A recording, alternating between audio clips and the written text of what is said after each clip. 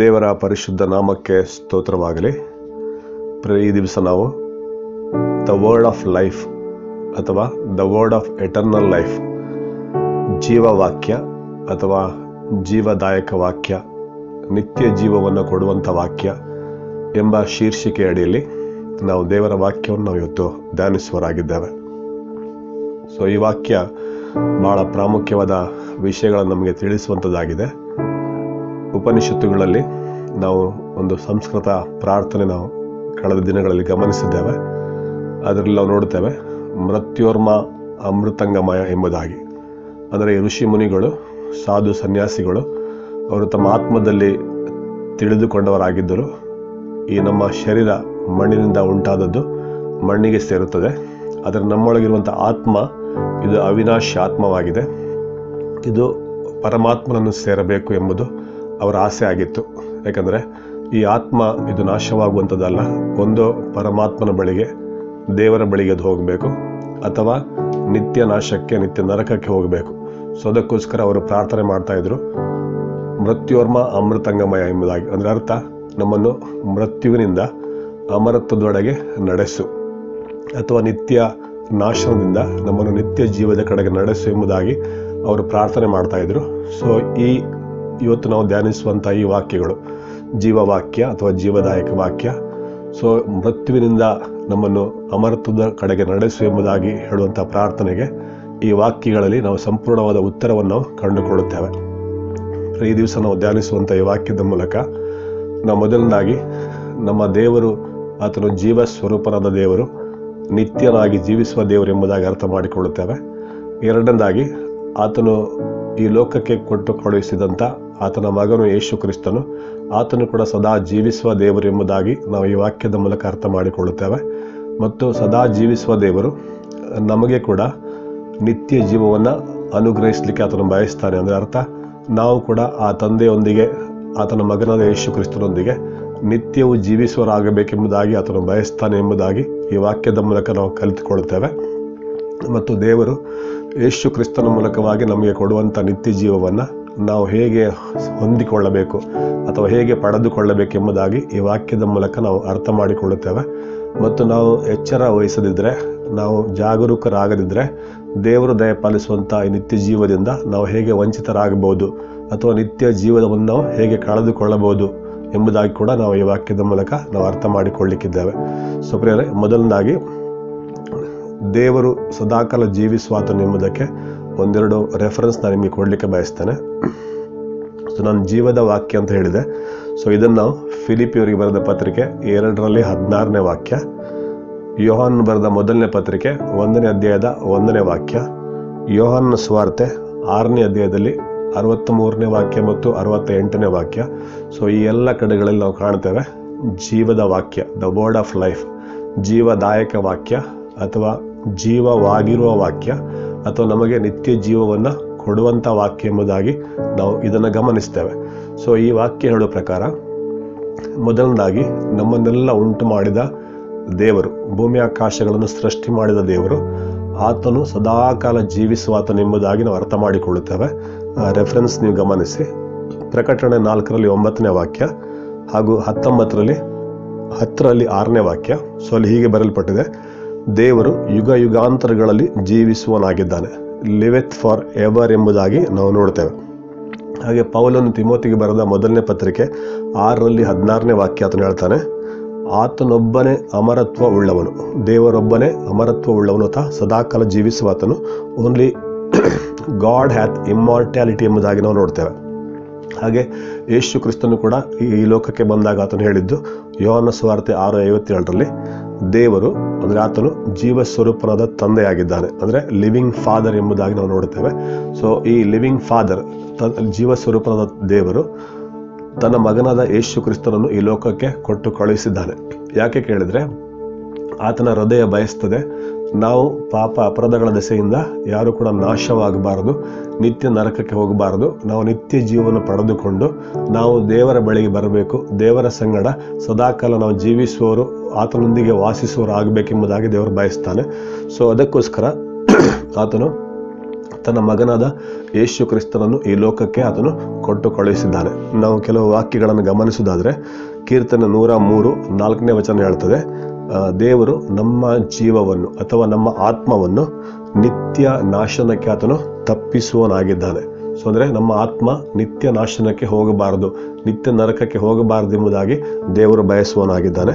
ಆಮೇಲೆ ಕೀರ್ತನೆ 16:10 ಮತ್ತು 11ನೇ ವಾಕ್ಯದಲ್ಲಿ ನಮ್ಮ ಜೀವವು ಅಥವಾ ನಮ್ಮ ಆತ್ಮವು ಪಾತಾಳದಲ್ಲಿ ಅಥವಾ ಅಧೋಲೋಕದಲ್ಲಿ ಅಥವಾ ನಿತ್ಯ ನರಕದಲ್ಲಿ ಅದು ಸಂಕಟ ಪಡಬಾರದು, ಅಲ್ಲಿ ಅದು ನಾಶನಕ್ಕೆ ಹೋಗಬಾರದು ಎಂಬುದಾಗಿ ದೇವರು ಬಯಸುವನಾಗಿದ್ದಾನೆ.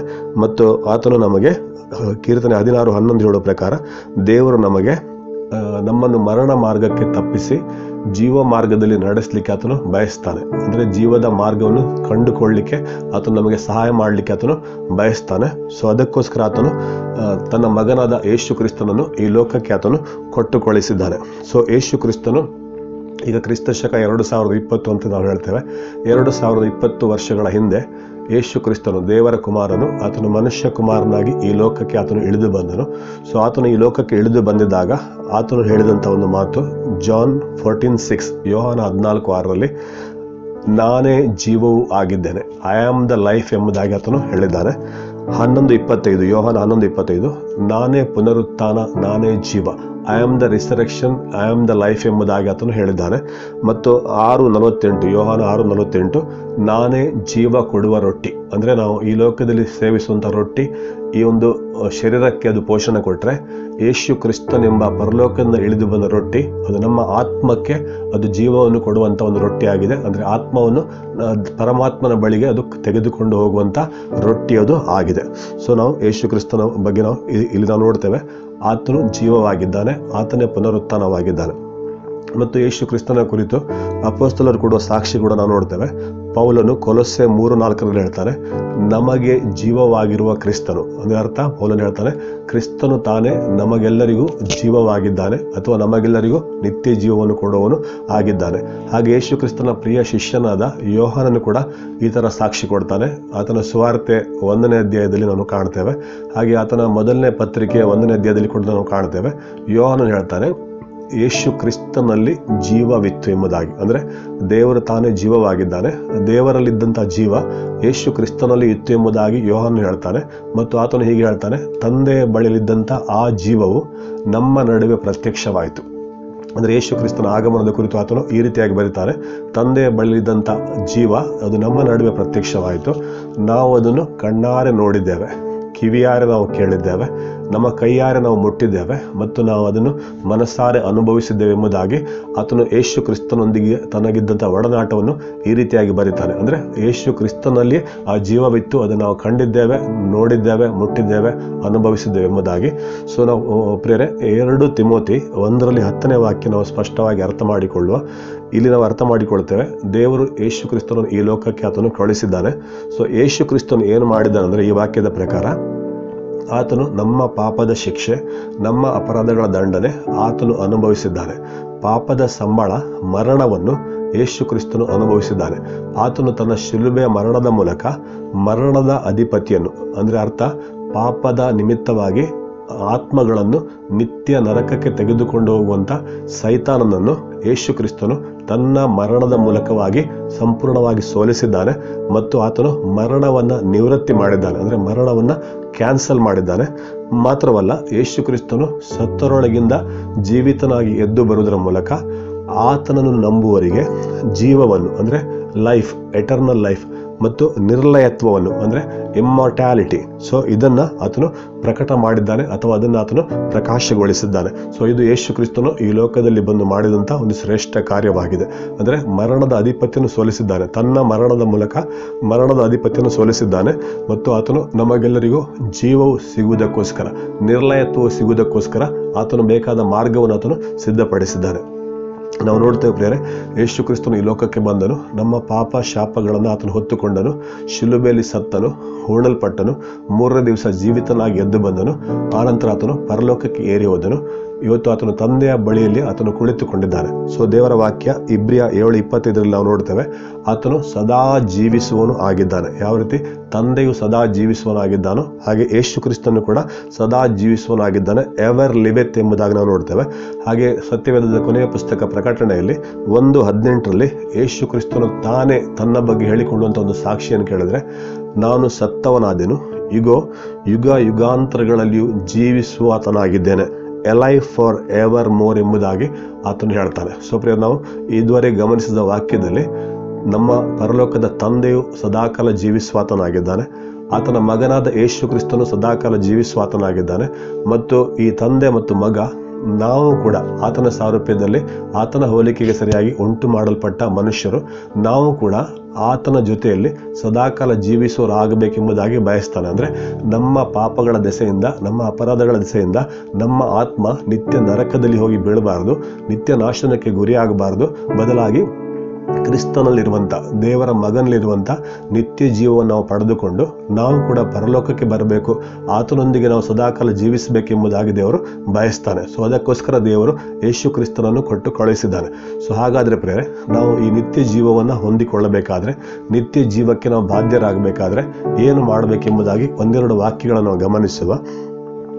ಜಾನ್ 3:16 ಸತ್ಯವೇದದ ಒಂದು ಗೋಲ್ಡನ್ ವರ್ಸ್ ಎಂಬುದಾಗಿ ಕರೀತಾರೆ.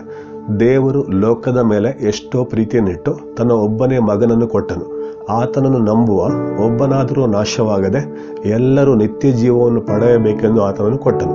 ಸೊ ಈ ವಾಕ್ಯದಲ್ಲಿ ಸ್ಪಷ್ಟವಾಗಿ ನಾವು ತಿಳಿದುಕೊಳ್ಳುತ್ತೇವೆ, ಈ ಲೋಕದಲ್ಲಿ ಹುಟ್ಟಿರುವಂಥ ಪ್ರತಿಯೊಬ್ಬೊಬ್ಬ ಮನುಷ್ಯನು, ಸಕಲ ಕುಲ ಭಾಷೆ ಜಾತಿ ಜನಾಂಗದವರು, ಅವರು ತಮ್ಮ ಪಾಪಗಳ ದೆಸೆಯಿಂದ, ಅಪರಾಧಗಳ ದೆಸೆಯಿಂದ ಅವರ ನಿತ್ಯ ನಾಶನಕ್ಕೆ ಅವರು ಗುರಿಯಾಗುವರಾಗಿದ್ದಾರೆ.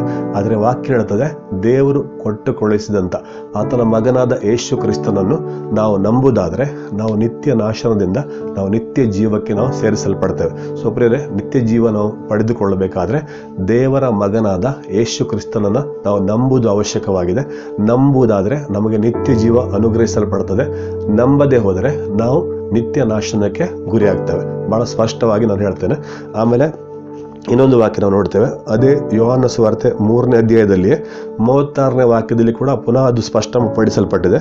ಇಲ್ಲಿ ಹೀಗೆ ಬರೆಯಲ್ಪಟ್ಟಿದೆ, ದೇವರ ಮಗನನ್ನು ನಂಬುವವನಿಗೆ ನಿತ್ಯ ಜೀವ ಉಂಟು, ಮಗನಿಗೆ ಒಳಗಾಗದವನು ಆ ಜೀವವನ್ನು ಅಥವಾ ನಿತ್ಯ ಜೀವವನ್ನು ಕಾಣುವುದೇ ಇಲ್ಲ, ಅದರ ಬದಲಾಗಿ ದೇವರ ಕೋಪ ಅವನ ಮೇಲೆ ನೆಲೆಗೊಂಡಿರುತ್ತದೆ. ಸೊ ಪ್ರಿಯ, ಅರ್ಥ ಮಾಡಿಕೊಳ್ಳಿ, ಇಲ್ಲಿ ಕೂಡ ಸ್ಪಷ್ಟವಾಗಿ ಬರಲ್ಪಟ್ಟಿದೆ, ನಮಗೆ ನಿತ್ಯ ಜೀವ ಬೇಕಾದರೆ ನಾವು ದೇವರ ಮಗನಾದ ಯೇಸು ಕ್ರಿಸ್ತನನ್ನು ಪೂರ್ಣ ಹೃದಯದಿಂದ ನಾವು ನಂಬಬೇಕು. ಮಾತ್ರ ಅಲ್ಲ, ನಾವು ಆ ಮಗನಿಗೆ ನಾವು ಒಳಗಾಗಬೇಕು. ಯಾಕಂದರೆ ಯೇಸು ಕ್ರಿಸ್ತನು ಭೂಪರಲೋಕದ ಒಡೆಯನಾಗಿದ್ದಾನೆ, ಪರಲೋಕದಲ್ಲಿಯೂ ಭೂಲೋಕದಲ್ಲಿಯೂ ಎಲ್ಲ ಅಧಿಕಾರ ಹೊಂದಿಕೊಂಡಿರುವ ಆತನಾಗಿದ್ದಾನೆ, ಸಮಸ್ತವು ಆತನ ಕಾಲ ಕೆಳಗೆ ಹಾಕಲ್ಪಟ್ಟಿದೆ.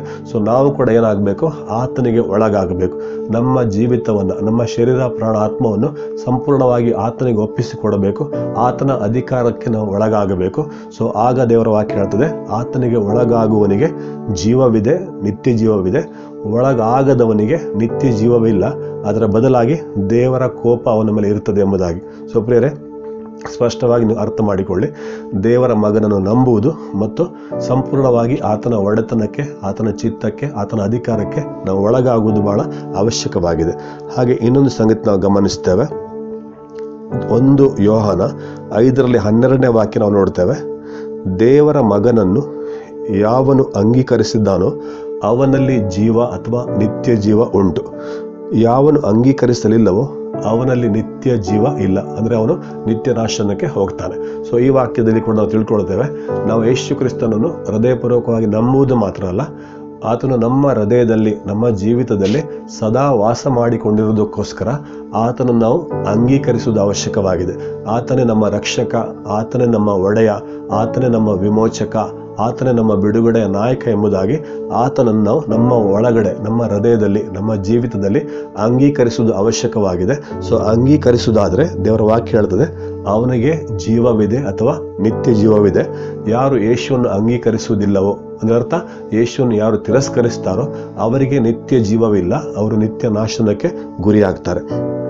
ಆಮೇಲೆ ಯೋಹಾನ ಸುವಾರ್ತೆ 5:24 ವಾಕ್ಯ ಸ್ಪಷ್ಟವಾಗಿ ಹೇಳ್ತದೆ, ಯೇಸು ಹೇಳ್ತಾನೆ, ನನ್ನ ವಾಕ್ಯವನ್ನು ಕೇಳಿ ನನ್ನನ್ನು ಕಳುಹಿಸಿದಾತನನ್ನು ನಂಬುವನು ನಿತ್ಯ ಜೀವಕ್ಕೆ ಆತನು ಸೇರಿದ್ದಾನೆ, ಆತನು ಮರಣದಿಂದ ಪಾರಾಗಿ ಜೀವಕ್ಕೆ ಆತನು ಸೇರಿದ್ದಾನೆ. ನಾವು ನೋಡಿದ್ದೇವೆ, ಮೃತ್ಯುರ್ಮ ಅಮೃತಂಗಮಯ, ನನ್ನನ್ನು ಮರಣದಿಂದ ಜೀವಕ್ಕೆ ಸೇರಿಸು ಎಂಬುದಾಗಿ ಋಷಿಮುನಿಗಳು ಮಾಡುವ ಪ್ರಾರ್ಥನೆ. ಅದಕ್ಕೆ ಯೇಸು ಉತ್ತರ ಕೊಡ್ತಾನೆ, ನನ್ನ ವಾಕ್ಯವನ್ನು ನೀನು ಕೇಳಬೇಕು. ಅಂದರೆ ನಾವು ಈಗ ಧ್ಯಾನ ಮಾಡ್ತಾ ಇರುವುದು ಈ ಜೀವದ ವಾಕ್ಯ, ನಿತ್ಯ ಜೀವ ಕೊಡುವಂಥ ವಾಕ್ಯ. ಯೇಸು ಕ್ರಿಸ್ತನ ಬಾಯಿಂದ ಬರುವಂಥ ವಾಕ್ಯಗಳು ನಿತ್ಯ ಜೀವದ ವಾಕ್ಯಗಳಾಗಿವೆ. ಸೊ ಈ ವಾಕ್ಯಗಳನ್ನು ನಾವು ಕೇಳಬೇಕು ಮತ್ತು ಯೇಸು ಕ್ರಿಸ್ತನನ್ನು ಈ ಲೋಕಕ್ಕೆ ಕಳುಹಿಸಿಕೊಟ್ಟಂಥ ಜೀವಸ್ವರೂಪದ ತಂದೆಯನ್ನು, ದೇವರನ್ನು ಕೂಡ ನಾವು ಪರಿಪೂರ್ಣವಾಗಿ ನಾವು ನಂಬುವರಾಗಬೇಕು. ಸೊ ನಂಬುವರಿಗೆ ದೇವರ ವಾಕ್ಯ ಹೇಳ್ತದೆ, ನಂಬುವರಿಗೆ ನಿತ್ಯ ಜೀವವಿದೆ. ಮತ್ತು ಇಲ್ಲಿ ಸ್ಪಷ್ಟವಾಗಿ ಬರಲ್ಪಟ್ಟಿದೆ, ಯಾರು ಈ ವಾಕ್ಯವನ್ನು ಕೇಳಿ ಯೇಸುವನ್ನು ನಂಬುತ್ತಾರೆ, ಯೇಸುವನ್ನು ಕಳುಹಿಸಿಕೊಟ್ಟ ತಂದೆಯನ್ನು ನಂಬುತ್ತಾರೆ, ಅವರು ಮರಣದಿಂದ ಪಾರಾಗಿ ಜೀವಕ್ಕೆ ಅವರು ಸೇರಿದವರಾಗಿದ್ದಾರೆ. ಅಂದರೆ ಮೃತ್ಯುವಿನಿಂದ ಅಮರತ್ವದ ಕಡೆಗೆ ಅವರು ಸಾಗುವವರು ಆಗಿದ್ದಾರೆ. ಸೊ ನಾವು ಇಷ್ಟು ವಿಷಯಗಳನ್ನು ಅರ್ಥ ಮಾಡಿಕೊಂಡಿದ್ದೇವೆ. ಇನ್ನೊಂದು ವಾಕ್ಯ ನಾನು ಹೇಳ್ತೇನೆ, ರೋಮಾಪುರದವರಿಗೆ ಬರೆದ ಪತ್ರಿಕೆ 5ನೇ ಅಧ್ಯಾಯದ 10ನೇ ವಾಕ್ಯ. ಸೊ ಇಲ್ಲಿ ಬರೆಯಲ್ಪಟ್ಟಿದೆ, ಕ್ರಿಸ್ತನ ಮರಣದ ಮೂಲಕ ನಾವು ದೇವರೊಂದಿಗೆ ಸಮಾಧಾನವಾಗಬೇಕು. ಸೊ ದೇವರೊಂದಿಗೆ ಸಮಾಧಾನವಾದಂಥ ನಮ್ಮೊಳಗೆ ಕ್ರಿಸ್ತನ ಜೀವವು ತುಂಬಿಕೊಳ್ಳುತ್ತದೆ ಮತ್ತು ಈ ಜೀವದ ಮೂಲಕವಾಗಿ ನಾವು ರಕ್ಷಣೆಯನ್ನು, ನಿತ್ಯ ಜೀವವನ್ನು ನಿಶ್ಚಯವಾಗಿ ನಾವು ಪಡೆದುಕೊಳ್ಳುತ್ತೇವೆ. ಸೊ ಈ ವಾಕ್ಯದ ಅರ್ಥ ಏನು ಕೇಳಿದ್ರೆ, ದೇವರು ಪರಿಶುದ್ಧನಾಗಿದ್ದಾನೆ ಮತ್ತು ನಾವು ಪಾಪಿಗಳು, ದ್ರೋಹಿಗಳು, ನಾವು ದೇವರಿಗೆ ವೈರಿಗಳಾಗಿದ್ದೇವೆ. ಸೊ ಈ ವೈರತ್ವ, ದೇವರು ಮತ್ತು ನಮ್ಮ ನಡುವೆ ಇರುವಂಥ ವೈರತ್ವವನ್ನು ಅಥವಾ ವೈರತ್ವದ ಗೋಡೆಯನ್ನು ತೆಗೆದುಹಾಕುವುದಕ್ಕಾಗಿ ಯೇಸು ಕ್ರಿಸ್ತನು ಶಿಲುಬೆಯಲ್ಲಿ ಮರಣವನ್ನು ಹೊಂದಿದ್ದಾನೆ. ಸೊ ಯೇಸು ಕ್ರಿಸ್ತನ ಶಿಲುಬೆಯ ಮರಣದ ಮೂಲಕ ನಾವು ವೈರಿಗಳಾಗಿದ್ದವರು ದೇವರೊಂದಿಗೆ ಸಮಾಧಾನವಾಗುವಂಥ, ರೀಕೆನ್ಸಲ್ ಆಗುವಂಥ ಒಂದು ಅವಕಾಶ ನಮಗೆ ಕೊಡಲ್ಪಟ್ಟಿದೆ. ಸೊ ದೇವರ ವಾಕ್ಯ ಹೇಳ್ತದೆ, ಕ್ರಿಸ್ತನ ಮರಣದ ಮೂಲಕ ನೀನು ದೇವರೊಂದಿಗೆ ಸಮಾಧಾನವಾಗು, ದೇವರೊಂದಿಗೆ ನೀನು ರಾಜ್ಯ ಆಗು. ನೀನು ಪಾಪದ ದೆಸೆಯಿಂದ, ಅಪರಾಧಗಳ ದೆಸೆಯಿಂದ ನಿನ್ನ ಜೀವಮಾನದ ಕೊನೆ ತನಕ ದೇವರಿಗೆ ವೈರಿಯಾಗಿ ನೀನು ಉಳಿದುಕೊಳ್ಳಬೇಡ, ದೇವರ ವಿರೋಧಿಯಾಗಿ ಉಳಿದುಕೊಳ್ಳಬೇಡ. ದೇವರೊಂದಿಗೆ ನೀನು ರಾಜ್ಯ ಆಗು, ದೇವರೊಂದಿಗೆ ರೀಕನ್ಸೈಲ್ ಆಗು, ಸಮಾಧಾನವಾಗು. ಸೊ ಆಗ ಕ್ರಿಸ್ತನ ಆ ಜೀವ ನಮ್ಮೊಳಗಡೆ ಬರ್ತದೆ. ಮತ್ತು ಪೌಲನು ರೋಮಾಪುರ 5:10 ಬರೀತಾನೆ, ಕ್ರಿಸ್ತನಿಗಿರುವಂಥ ಈ ಜೀವದಿಂದ ನಮಗೆ ರಕ್ಷಣೆಯಾಗುವುದು ಅಥವಾ ನಮಗೆ ನಿತ್ಯ ಜೀವ ದೊರಕುವುದು ಅತ್ಯಂತ ನಿಶ್ಚಯವಲ್ಲವೇ ಎಂಬುದಾಗಿ ಆತನು ಅಷ್ಟು ಖಾತ್ರಿಯಾಗಿ ಆತನು ಹೇಳ್ತಾನೆ. ಸೊ ಪ್ರಿಯರೇ, ಯೇಸು ಕ್ರಿಸ್ತನನ್ನು ನಾವು ನಂಬುವುದರ ಮೂಲಕ, ಆತನಿಗೆ ಒಳಗಾಗುವುದರ ಮೂಲಕ, ಆತನನ್ನು ಅಂಗೀಕರಿಸುವುದರ ಮೂಲಕ, ಆತನ ಮರಣದ ಮೂಲಕ ನಾವು ದೇವರೊಂದಿಗೆ ಸಮಾಧಾನವಾಗುವುದರ ಮೂಲಕ ನಮಗೆ ನಿತ್ಯ ಜೀವ ಸಿಗುತ್ತದೆ ಎಂಬುದಾಗಿ ನಾವು ಅರ್ಥ ಮಾಡಿಕೊಳ್ಳುತ್ತೇವೆ. ಸೊ ಈ ನಿತ್ಯ ಜೀವದ ಜೊತೆಯಲ್ಲಿ ಪ್ರಿಯರೇ, ಇನ್ನೊಂದು ವಿಷಯ ನಾನು ಹೇಳಲಿಕ್ಕೆ ಬಯಸ್ತೇನೆ. ಜೀವ ಬಾಧ್ಯರ ಪಟ್ಟಿ ಎಂಬುದಾಗಿ ಅಥವಾ ದ ಬುಕ್ ಆಫ್ ಲೈಫ್ ಎಂಬುದಾಗಿ ದೇವರ ವಾಕ್ಯದಲ್ಲಿ ಬರೆಯಲ್ಪಟ್ಟಿದೆ. ಅದರ ಕುರಿತು ಕೆಲವು ಸಂಗತಿ ನಿಮ್ಮ ಗಮನಕ್ಕೆ ತರಲಿಕ್ಕೆ ನಾನು ಬಯಸ್ತೇನೆ. ಪ್ರಕಟಣೆ 13:8 ಹೀಗೆ ಬರೆಯಲ್ಪಟ್ಟಿದೆ, ಯಜ್ಞದ ಕುರಿಮರಿಯಾದಾತನ ಬಳಿಯಲ್ಲಿರುವಂಥ ಜೀವಬಾಧ್ಯರ ಪಟ್ಟಿ ಅಥವಾ ದ ಬುಕ್ ಆಫ್ ಲೈಫ್, ಅದರಲ್ಲಿ ಯಾರ ಹೆಸರುಗಳು ಬರೆಯಲ್ಪಟ್ಟಿದೆಯೋ ಅವರು ನಿತ್ಯ ಜೀವವನ್ನು ಕಾಣ್ತಾರೆ. ಸೊ ಪ್ರಿಯ, ಅರ್ಥ ಮಾಡಿಕೊಳ್ಳಿ, ನಮಗೋಸ್ಕರ ಕಲ್ವಾರಿ ಶಿಲುಬೆಯಲ್ಲಿ ತನ್ನನ್ನೇ ಯಜ್ಞವಾಗಿ ಸಮರ್ಪಿಸಿಕೊಟ್ಟ ಆತನಿಗೆ ಒಂದು ಹೆಸರು ಕೊಡಲ್ಪಟ್ಟಿದೆ, ಯಜ್ಞದ ಕುರಿಮರಿಯಾದಾತನು, ದ ಲ್ಯಾಂಬ್ ಆಫ್ ಗಾಡ್ ಎಂಬುದಾಗಿ. ಸೊ ಆತನ ಬಳಿಯಲ್ಲಿ ಪ್ರಿಯರೇ ಜೀವಬಾಧ್ಯರ ಪಟ್ಟಿ ಎಂಬ ಪುಸ್ತಕ ಇದೆ ಅಥವಾ ದ ಬುಕ್ ಆಫ್ ಲೈಫ್ ಎಂಬ ಪುಸ್ತಕ ಇದೆ. ಈ ಲೋಕದಲ್ಲಿ ನಾವು ನೋಡ್ತೇವೆ RTC ಅಂತ ನಾವು ಕರಿತೇವೆ. RTCಯಲ್ಲಿ ನಮ್ಮ ಹೆಸರಿದ್ರೆ ಆ ಜಾಗ ನಮ್ಮದು ಎಂಬುದಾಗಿ ನಾವು ಹೇಳ್ತೇವೆ. ಸೊ ಅದೇ ಪ್ರಕಾರ ಈ ವಾಕ್ಯ ಹೇಳ್ತದೆ, ಜೀವಬಾಧ್ಯರ ಪುಸ್ತಕ ಬುಕ್ ಆಫ್ ಲೈಫ್ನಲ್ಲಿ ಹೆಸರು ಬರೆಯಲ್ಪಟ್ಟಿದ್ರೆ ನಮಗೆ ನಿತ್ಯ ಜೀವ ಖಂಡಿತ ಎಂಬುದಾಗಿ ನಾವು ಖಾತ್ರಿಪಡಿಸಿಕೊಳ್ತೇವೆ. ಸೊ ಈಗಾಗಲೇ ನಾವು ನೋಡಿದ್ದೇವೆ, ಯೇಸುವನ್ನು ನಂಬುವುದರ ಮೂಲಕ, ಯೇಸುವನ್ನು ಅಂಗೀಕರಿಸುವುದರ ಮೂಲಕ, ಯೇಸುವಿಗೆ ನಾವು ಒಳಗಾಗುವುದರ ಮೂಲಕ ನಮ್ಮ ಹೆಸರುಗಳು ಜೀವಬಾಧ್ಯರ ಪುಸ್ತಕದಲ್ಲಿ ಬರೆಯಲ್ಪಡ್ತವೆ, ಜೀವಬಾಧ್ಯರ ಪಟ್ಟಿಯಲ್ಲಿ ನಮ್ಮ ಹೆಸರುಗಳು ಉಲ್ಲೇಖಿಸಲ್ಪಡುತ್ತವೆ. ಸೊ ಈ ಪುಸ್ತಕದಲ್ಲಿ ನಮ್ಮ ಹೆಸರುಗಳು ಬರೆಯಲ್ಪಡುವುದು ಬಹಳ ಪ್ರಾಮುಖ್ಯವಾಗಿದೆ. ಯಾಕೆ ಕೇಳಿದರೆ, ನಾವು ನೋಡ್ತೇವೆ ಹಳೆ ಒಡಂಬಡಿಕೆ ಒಂದು ವಾಕ್ಯ, ಹೊಸ ಒಡಂಬಡಿಕೆ ಒಂದು ವಾಕ್ಯನ ನಿಮ್ಗೆ ಕೊಡ್ತಾರೆ. ದಾನಿಯೇಲ 12 1 ಮತ್ತು 2ನೇ ವಾಕ್ಯಗಳು ಸ್ಪಷ್ಟವಾಗಿ ಹೀಗೆ ಹೇಳ್ತದೆ, ಯಾರ ಹೆಸರುಗಳು ಜೀವಬಾಧ್ಯರ ಪಟ್ಟಿಯಲ್ಲಿ ಸಿಕ್ಕುವೋ ಅವರು ರಕ್ಷಿಸಲ್ಪಡುವರು, ಅವರು ನಿತ್ಯ ಜೀವವನ್ನು ಹೊಂದುವರು.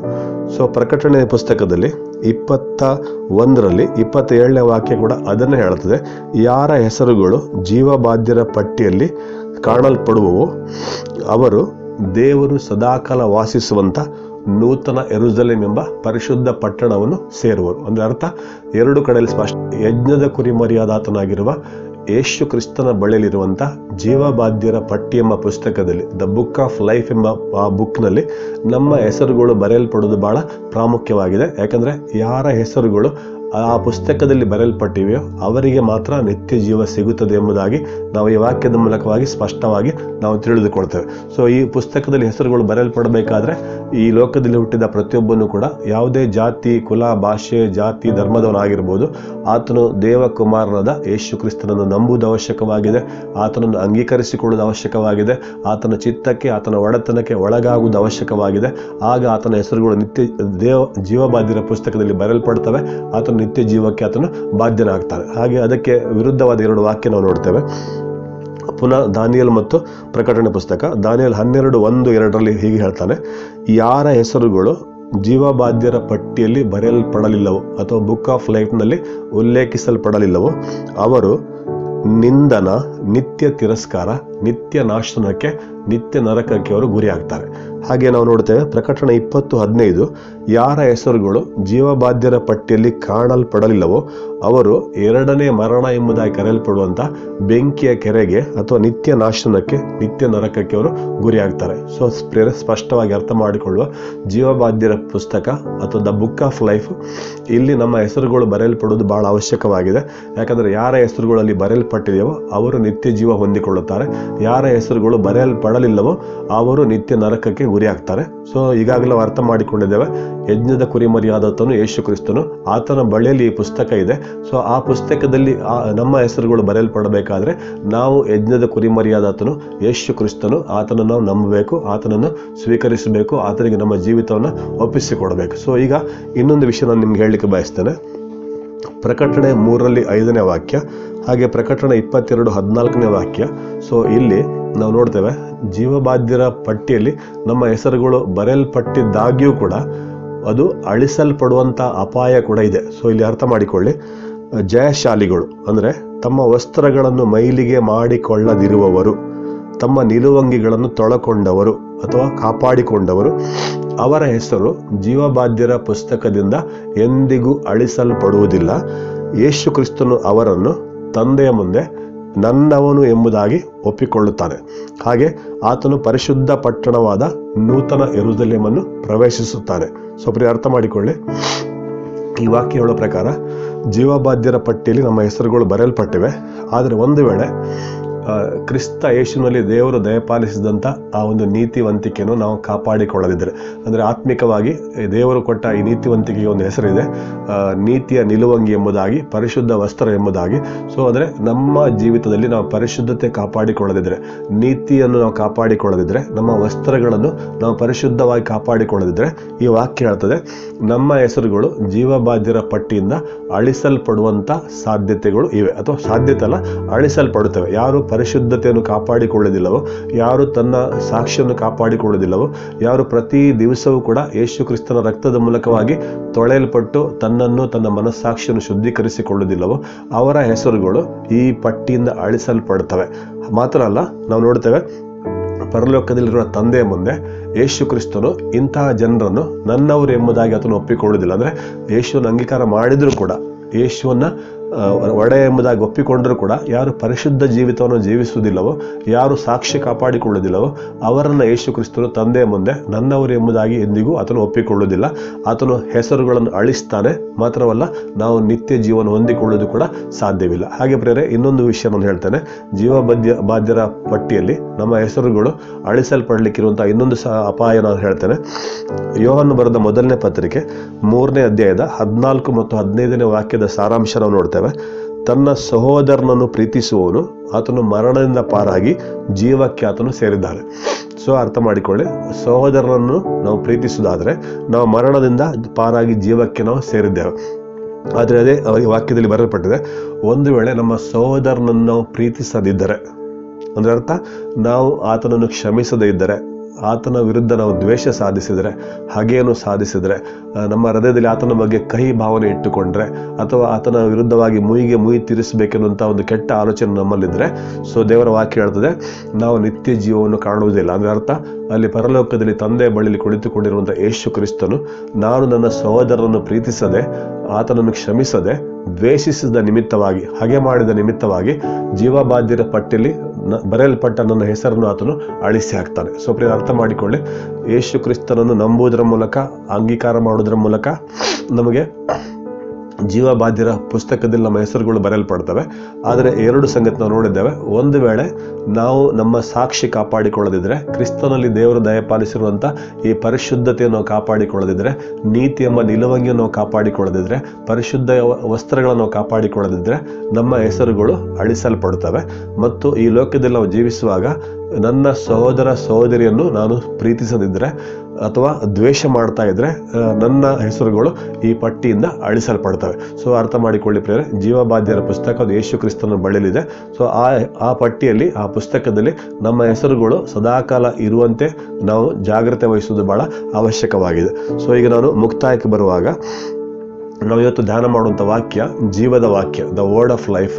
ಸೊ ಇದರ ಪರ್ಪಸ್ ನಾನು ಪುನಃ ಒಂದ್ಸಲ ನಿಮಗೆ ನೆನಪಿಸ್ತೇನೆ.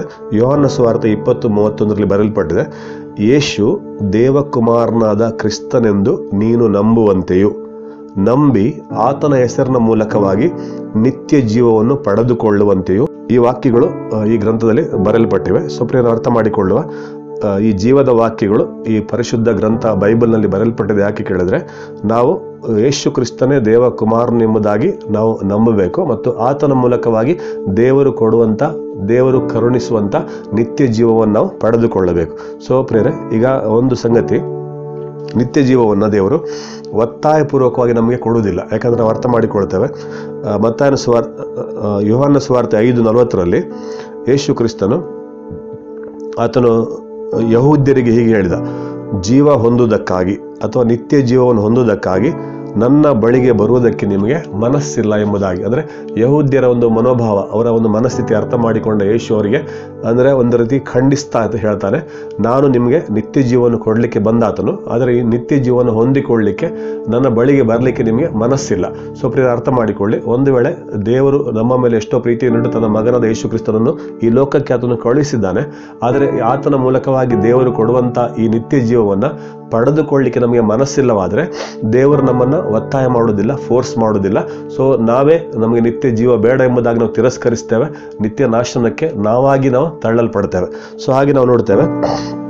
ಇನ್ನೊಂದು ಸಂಗತಿ ನಾವು ನೋಡ್ತೇವೆ, ಎಫೆಸದವರಿಗೆ ಬರೆದ ಪತ್ರಿಕೆ 4:18 ಇಲ್ಲಿ ಹೀಗೆ ಬರೆಯಲ್ಪಟ್ಟಿದೆ, ಅವರು ತಮ್ಮ ಹೃದಯದ ಕಾಠಿಣ್ಯದ ನಿಮಿತ್ತ, ಅಜ್ಞಾನದ ನಿಮಿತ್ತ ದೇವರು ದಯಪಾಲಿಸುವ ಜೀವಕ್ಕೆ ಅವರು ದೂರವಾಗ್ತಾರೆ. ಸೊ ಇಲ್ಲಿ ಕೂಡ ಅರ್ಥ ಮಾಡಿಕೊಳ್ಳಿ, ನಮ್ಮ ಹೃದಯವನ್ನು ನಾವು ಕಠಿಣಪಡಿಸಿಕೊಂಡ್ರೆ, ಅಂದರೆ ಪಾಪವನ್ನು ಬಿಡಲಿಕ್ಕೆ ನನಗೆ ಮನಸ್ಸಿಲ್ಲ, ಪಾಪಕ್ಕೆ ಪಶ್ಚಾತ್ತಾಪ ಪಡಲಿಕ್ಕೆ ಮನಸ್ಸಿಲ್ಲ, ಪಾಪದ ಕ್ಷಮಾಪಣೆ ಹೊಂದಿಕೊಳ್ಳಿಕ್ಕೆ ನನಗೆ ಮನಸ್ಸಿಲ್ಲ ಅಂತಾದರೆ, ಹೃದಯವನ್ನು ನಾನು ಕಠಿಣಪಡಿಸಿಕೊಳ್ತೇನೆ ಅಂತಾದರೆ ನಾನು ಈ ನಿತ್ಯ ಜೀವವನ್ನು ಕಳೆದುಕೊಳ್ತೇನೆ.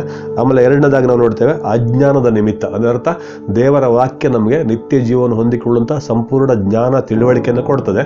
ಆದರೆ ದೇವರ ವಾಕ್ಯವನ್ನು ನೀನು ಸ್ವೀಕರಿಸುವುದಿಲ್ಲವಾದರೆ, ದೇವರ ವಾಕ್ಯಕ್ಕೆ ನೀನು ಗೌರವ ಕೊಡುವುದಿಲ್ಲವಾದರೆ ನೀನು ನಿನ್ನ ಅಜ್ಞಾನದಲ್ಲಿ ನೀನು ಇರುತ್ತಿ ಮತ್ತು ಈ ಅಜ್ಞಾನದ ನಿಮಿತ್ತವಾಗಿಯೂ ಕೂಡ ನೀನು ದೇವರು ದಯಪಾಲಿಸುವಂಥ ನಿತ್ಯ ಜೀವವನ್ನು ನೀನು ಕಳೆದುಕೊಳ್ಳುತ್ತೆ. ಸೊ ಪ್ರಿಯರಿಗೆ, ಅರ್ಥ ಮಾಡಿಕೊಳ್ಳುವ, ದೇವರು ನಮಗೆ 2 ಚಾಯ್ಸ್ಗಳನ್ನು ಇಟ್ಟಿದ್ದಾನೆ.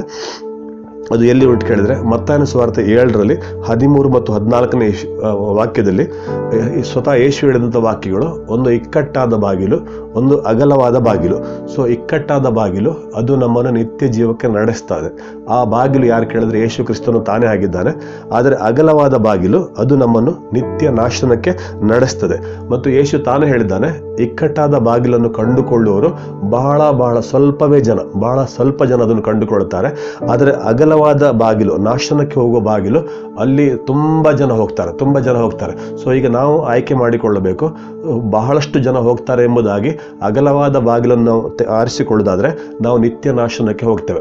ಅಗಲವಾದ ಬಾಗಿಲು ಅಂದರೆ ಅರ್ಥ ಮಾಡಿಕೊಳ್ಳಿ, ಅಲ್ಲಿ ತಗ್ಗಿಸಲ್ಪಡುವಿಕೆ ಇಲ್ಲ, ಅಲ್ಲಿ ಪಶ್ಚಾತ್ತಾಪ ಪಡುವಂಥ ಸಂಗತಿ ಇಲ್ಲ, ಅಥವಾ ದೇವರ ವಾಕ್ಯದ ಪ್ರಕಾರ ಜೀವಿಸುವಂಥ ಸಂಗತಿ ಇಲ್ಲ. ಈ ಲೋಕದ ಜಾತಿ, ಮತ, ಧರ್ಮ, ಪಂಥ, ವ್ಯವಸ್ಥೆ ಏನು ಕಲಿಸಿಕೊಡ್ತದೆ, ಸೊ ಅದರ ಪ್ರಕಾರವೇ ನಾವು ನಮ್ಮ ಖುಷಿ ಬಂದಾಗ ನಾವು ಜೀವಿಸುವುದು, ನಮ್ಮ ಸ್ವೇಚ್ಛೆಯಾಗಿ ನಾವು ಜೀವಿಸುವುದು, ಇದು ಅಗಲವಾದ ಮಾರ್ಗ. ಸೊ ಇದರಲ್ಲಿ ಹೋಗುವ ನಾಶನಕ್ಕೆ ಹೋಗ್ತಾರೆ. ಸೊ ನಾನು ಅದನ್ನೇ ಆರಿಸಿಕೊಳ್ಳೋದಾದ್ರೆ ನಾನು ಕೂಡ ನಿತ್ಯ ನಾಶನಕ್ಕೆ ಹೋಗ್ತೇನೆ. ಆದರೆ ಇಕ್ಕಟ್ಟಾದ ಬಾಗಿಲು ಅಂತ ಹೇಳಿದ್ರೆ ಅದು ಯೇಸು ಕ್ರಿಸ್ತನು ತಾನೇ ಆಗಿದ್ದಾನೆ. ಇಕ್ಕಟ್ಟು ಅಂತ ಹೇಳಿದ್ರೆ ನಾವು ನಮ್ಮನ್ನು ತಗ್ಗಿಸಿಕೊಂಡು ಅತ್ಯಂತ ದೀನತೆಯಿಂದ ಪಶ್ಚಾತ್ತಾಪದ ಹೃದಯದೊಂದಿಗೆ, ಜಜ್ಜಲ್ಪಟ್ಟ ದೀನ ಮನಸ್ಸಿನೊಂದಿಗೆ ಯೇಸು ಕ್ರಿಸ್ತನ ಜೊತೆಯಲ್ಲಿ ನಾವು ನಡಿಬೇಕು. ಸೊ ಯೇಸು ಹೇಳ್ತಾನೆ, ನೀವು ನಿತ್ಯ ಜೀವಕ್ಕಾಗಿ ಇಕ್ಕಟ್ಟಾದ ಬಾಗಿಲಿಂದಲೇ ಬನ್ನಿರಿ ಎಂಬುದಾಗಿ ಯೇಸು ಹೇಳ್ತಾನೆ. ಸೊ ಪ್ರಿಯರೇ, ಇಕ್ಕಟ್ಟಾದ ಬಾಗಿಲು ಯೇಸು ಕ್ರಿಸ್ತನಾಗಿದ್ದಾನೆ. ಅದರ ಮೂಲಕವಾಗಿ ನಾವು ಬರುವುದಾದ್ರೆ ನಮಗೆ ನಿತ್ಯ ಜೀವ ಸಿಗ್ತದೆ. ಮತ್ತು ಕೊನೆಯದಾಗಿ ಇನ್ನೊಂದು ಆಯ್ಕೆ ನಾವು ನೋಡ್ತೇವೆ. ಯೇಸು ಕ್ರಿಸ್ತನು ಯೋಹಾನ ಸುವಾರ್ತೆ 10:10 ನಾವು ನೋಡ್ತೇವೆ. ಆತನು ಹೇಳ್ತಾರೆ ಒಂದು ಕಳ್ಳನ ಕುರಿತಾಗಿ, ಸೈತಾನನ ಕುರಿತಾಗಿ ಮತ್ತು ಯೇಸು ತನ್ನ ಕುರಿತಾಗಿ ಹೇಳ್ತಾರೆ. ಸೊ ಅರ್ಥ ಮಾಡಿಕೊಳ್ಳಿ, ನಾನು ಈ ಲೋಕಕ್ಕೆ ಬಂದದ್ದು ಯಾಕೆ ಕೇಳಿದ್ರೆ, ನನ್ನ ಕುರಿಗಳಿಗೆ ಜೀವ ಇರಬೇಕೆಂತಲೂ ಸಮೃದ್ಧಿಯಾಗಿರಬೇಕೆಂತಲೂ ನಿತ್ಯ ಜೀವ ಇರಬೇಕೆಂತಲೂ ನಾನು ಬಂದಿದ್ದೇನೆ. ಆದರೆ ಕಳ್ಳನು ಅಂತ ಹೇಳಿದ್ರೆ ಆತನು ಸೈತಾನನು. ಸೊ ಸೈತಾನನ್ನು ಏನು ಮಾಡ್ತಾನೆ, ಅಲ್ಲಿ 10:10 ಬರಲ್ಪಟ್ಟಿದೆ, ಆತನು ಕದ್ದುಕೊಳ್ತಾನೆ, ನಿನ್ನ ಮನಃಶಾಂತಿಯನ್ನು ಕದ್ದುಕೊಳ್ತಾನೆ, ಸಮಾಧಾನವನ್ನು ಕದ್ದುಕೊಳ್ತಾನೆ, ನೆಮ್ಮದಿಯನ್ನು ಕದ್ದುಕೊಳ್ತಾನೆ, ಆರೋಗ್ಯವನ್ನು ಕದ್ದುಕೊಳ್ತಾನೆ. ಆಮೇಲೆ ಆತನು ನಿನ್ನನ್ನು ಕೊಲ್ಲುತ್ತಾನೆ, ಅಂದರೆ ನಿನ್ನ ಶರೀರವನ್ನು ನಾನಾ ರೀತಿಯಲ್ಲಿ ಬಾಧಿಸಿ ಆತನು ಕೊಲ್ಲುತ್ತಾನೆ. ಮತ್ತು ಕೊನೆಯದಾಗಿ ಆತನು ನಿನ್ನನ್ನು ನಾಶಪಡಿಸ್ತಾನೆ, ಅಂದರೆ ನಿನ್ನ ಆತ್ಮವನ್ನು ನಿತ್ಯ ನರಕಕ್ಕೆ ಹಾಕ್ತಾನೆ. ಸೊ ಈಗ ಇಲ್ಲಿ ಕಳ್ಳ ಅಂದರೆ ಸೈತಾನನು ಮತ್ತು ಯೇಸು ಕ್ರಿಸ್ತನು, ಈ ಎರಡರಲ್ಲಿ ನಾವು ಯಾರನ್ನು ಆರಿಸಿಕೊಳ್ಳಬೇಕು ಎಂಬುದಾಗಿ ನಾವು ತಿಳಿದುಕೊಳ್ಳುವ ಪ್ರೇರೆ. ಅರ್ಥ ಮಾಡಿಕೊಳ್ಳಿ, ಯೇಸು ಕ್ರಿಸ್ತನು ಮತ್ತು ಸೈತಾನನು ಈ ಎರಡರ ಮಧ್ಯದಲ್ಲಿ ಬೇರೆ ಯಾರೂ ಇಲ್ಲ. ಯಾಕಂದ್ರೆ ಕೆಲವು ಜನರು ಏನು ಮಾಡ್ತಾರೆ, ನಿತ್ಯ ಜೀವಕ್ಕೋಸ್ಕರ ಸಂತ ಭಕ್ತರ ಮೇಲೆ ಕೂಡ ನಂಬಿಕೆ ಇಡ್ತಾರೆ, ಅವರಲ್ಲಿ ಕೂಡ ಪ್ರಾರ್ಥನೆ ಮಾಡ್ತಾರೆ. ಆದರೆ ದೇವರ ವಾಕ್ಯ ಸ್ಪಷ್ಟವಾಗಿ ಹೇಳ್ತದೆ, ನಿತ್ಯ ಜೀವ ನಿಮಗೆ ಬೇಕಾದರೆ ನೀವು ನನ್ನನ್ನು ನಂಬಬೇಕು, ನನ್ನನ್ನು ಅಂಗೀಕರಿಸಬೇಕು, ನನ್ನನ್ನು ಹಿಂಬಾಲಿಸಬೇಕು, ನಿಮ್ಮ ಜೀವಿತ ನನಗೆ ಒಪ್ಪಿಸಿಕೊಡಬೇಕು, ನನ್ನ ಅಧಿಕಾರಕ್ಕೆ ನೀವು ಒಳಗಾಗಬೇಕೆಂಬುದಾಗಿ ಯೇಸು ಸ್ಪಷ್ಟವಾಗಿ ಹೇಳ್ತಾರೆ. ಒಂದು ವೇಳೆ ಯೇಸು ಕ್ರಿಸ್ತನಿಗೆ ನಾವು ಒಳಗಾಗುವುದಿಲ್ಲ ಅಂದ್ರೆ ಅರ್ಥ, ದೇವರ ವಾಕ್ಯ ಸ್ಪಷ್ಟವಾಗಿ ಹೇಳ್ತದೆ, ನಾವು ಕಳ್ಳನನ್ನು ಅಥವಾ ಸೈತಾನನ್ನು ಹಿಂಬಾಲಿಸ್ತೇವೆ, ಆತನು ಖಂಡಿತವಾಗಿ ನಮ್ಮನ್ನು ಆತನು ನಮ್ಮ ಜೀವಿತದಲ್ಲಿ ಅದನ್ನು ಕದ್ದುಕೊಳ್ತಾನೆ, ಕೊಲ್ಲುತ್ತಾನೆ ಮತ್ತು ನಮ್ಮನ್ನು ಆತನು ನಾಶಪಡಿಸ್ತಾನೆ. ಸೊ ಪ್ರೇರೆ, ಈ ವಾಕ್ಯದ ಮೂಲಕ ನಾವು ಅರ್ಥ ಮಾಡಿಕೊಳ್ಳುವ, ದೇವರು ಜೀವಿಸುವ ದೇವರು, ಯೇಸು ಕ್ರಿಸ್ತನು ಸದಾಕಾಲ ಜೀವಿಸುವ ರಕ್ಷಕನು, ಆತನು ನಮಗೆಲ್ಲರಿಗೂ ನಿತ್ಯ ಜೀವವನ್ನು ಕೊಡಲಿಕ್ಕೆ ಬಯಸ್ತಾನೆ. ಸೊ ಇದು ಯೇಸು ಕ್ರಿಸ್ತನಲ್ಲಿ ಇದೆ. ಸೊ ಈ ನಿತ್ಯ ಜೀವವನ್ನು ನಾವು ಪ್ರತಿಯೊಬ್ಬರು ಕೂಡ ಸ್ವೀಕರಿಸುವ ಮಾತ್ರ ಅಲ್ಲ, ನಮ್ಮ ಕುಟುಂಬದವರು, ನಮ್ಮ ರಿಲೇಟಿವ್ಸ್ಗಳು ಕೂಡ ಈ ಜೀವದ ವಾಕ್ಯವನ್ನು ತಿಳಿಯದೆ ಅವರು ನಾಶವಾಗ್ತಾರೆ. ಸೊ ಆದ್ದರಿಂದ ಅವರಿಗೆ ಕೂಡ ಈ ನಿತ್ಯ ಜೀವದ ವಾಕ್ಯಗಳು ತಿಳಿಯಲ್ಪಡುವುದಕ್ಕೋಸ್ಕರ ಈ ವಿಡಿಯೋವನ್ನು ಪ್ರೇರೆ ಹೆಚ್ಚಾಗಿ ನೀವು ಶೇರ್ ಮಾಡಿ, ಮತ್ತು ಅವರು ಕೂಡ ಮರಣ ಮಾರ್ಗದಿಂದ ನಿತ್ಯ ಜೀವದ ಮಾರ್ಗಕ್ಕೆ ಬರುವಂತಾಗಲಿ. ಸೊ ಈ ವಾಕ್ಯಗಳ ಮೂಲಕ ದೇವರು ನಿಮ್ಮನ್ನು ಆಶೀರ್ವದಿಸಲಿ. ದೇವರ ಪರಿಶುದ್ಧ ನಾಮಕ್ಕೆ ಮಹಿಮೆ ಆಗಲಿ.